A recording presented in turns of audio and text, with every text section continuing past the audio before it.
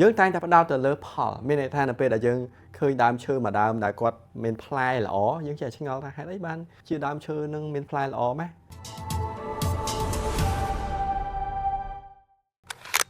សួស្តីថ្ងៃនេះខ្ញុំមានប្រធានបទមួយគឺហេតុហើយនឹងផលមនុស្សយើងជាច្រើនតែងតែផ្ដោតទៅលើផលផ្ដោតលើផលនៅពេលដែលយើងឃើញដើមឈើមួយដើមយើងចេះសរសើរថាដើមឈើមួយដើមនេះគឺផ្លែល្អដើមឈើមួយដើមនេះមានសំណាងម្ចាស់ដើមឈើនេះមានសំណាងខ្លាំងណាស់ឬក៏ម្ចាស់ដើមឈើនេះពិតជាអស្ចារ្យមែនដែលមានដើមឈើដ៏ល្អប៉ុន្តែយើងអត់ដែលដឹងពីមូលហេតុដែលនាំឲ្យដើមឈើនឹងមានផ្លែល្អថាម្ចាស់របស់គាត់នឹងខំដាក់ជីស្រោចទឹក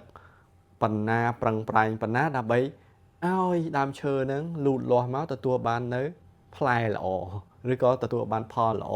ពីដើមឈើមួយហ្នឹងយ៉ាងណាមិញនៅក្នុងក្រុមហ៊ុនអាជីវកម្មមួយក៏ដូចគ្នាដែរយើងឃើញតែអាជីវកម្មមួយរីចម្រើនណាប៉ុន្តែយើងអត់ដែលដឹងថាម្ចាស់អាជីវកម្មហ្នឹងគាត់ប្រឹងយ៉ាងណាប្រឹងពីការលំបាកប៉ុណ្ណាប្រឹងពីបាតដៃទៅទេប៉ុណ្ណាមានការធ្លាក់ចុះហើយឡើងទៅវិញប៉ុណ្ណាឬប្រឹងប្រែងប៉ុណ្ណាដើម្បីទទួលបាននៅអាជីវកម្មមួយដ៏ល្អ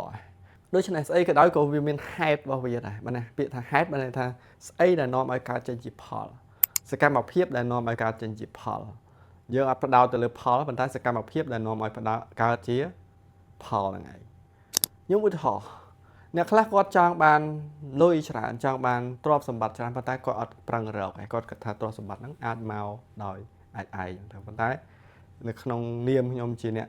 ស្វែងរកទ្រព្យសម្បត្តិមួយដែរគឺពិតជាលំបាកមិនងាយស្រួលប្រហែលទេ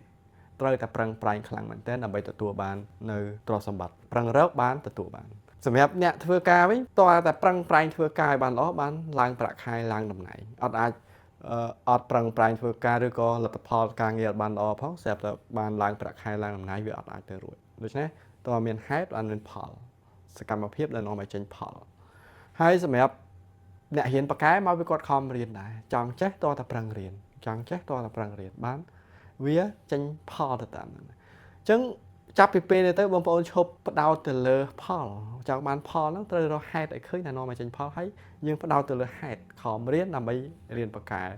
ដើម្បីមានលុយច្រើនត្រូវខំប្រឹងរកទៅខំប្រឹងធ្វើការឲ្យល្អបំផុតដើម្បីទទួលបានប្រាក់ខែច្រើនដើម្បីប្រាក់ចំណេញច្រើនដើម្បីឲ្យច្រើនវាមានហេតុរបស់វាហើកន្លែងហេតុដើម្បីឲ្យចេញផលដូច្នេះបើសិនជាបងប្អូនចង់អភិវឌ្ឍខ្លួនឲ្យខ្លាំងជាងមុនដើម្បីទទួលបានផលជាងមុនខ្ញុំមានកម្មវិធីមួយគឺ Lead by Hawk ដែល Lead by Hawk ហ្នឹងគឺផ្ដោតទៅលើការផ្លាស់ប្ដូរទម្លាប់នៃការដឹកនាំប្រចាំថ្ងៃរបស់យើងទាំងដឹកនាំខ្លួនឯងដឹកនាំគ្រួសាររបស់យើងហើយនិងដឹកនាំអាជីវកម្មរបស់យើងហើយកម្មវិធីនេះគឺមានរយៈពេលរហូតដល់6ខែមួយខែយើងរៀននៅក្នុងថ្នាក់ម្ដងហើយនឹងមានលំហាត់ឬក៏សកម្មភាពដែលត្រូវធ្វើជារៀងរាល់ថ្ងៃដើម្បីផ្លាស់ប្ដូរទម្លាប់របស់យើងព្រោះអត់សំខាន់ថាយើងរៀនចេះប៉ុណ្ណាសំខាន់បើទម្លាប់យើងនៅដដែលលទ្ធផលប្រកបជាដដែលកុំភ្លេចចូលរួមជាមួយកម្មវិធីរបស់យើងឈ្មោះថា Lead by Hawk អរគុណច្រើន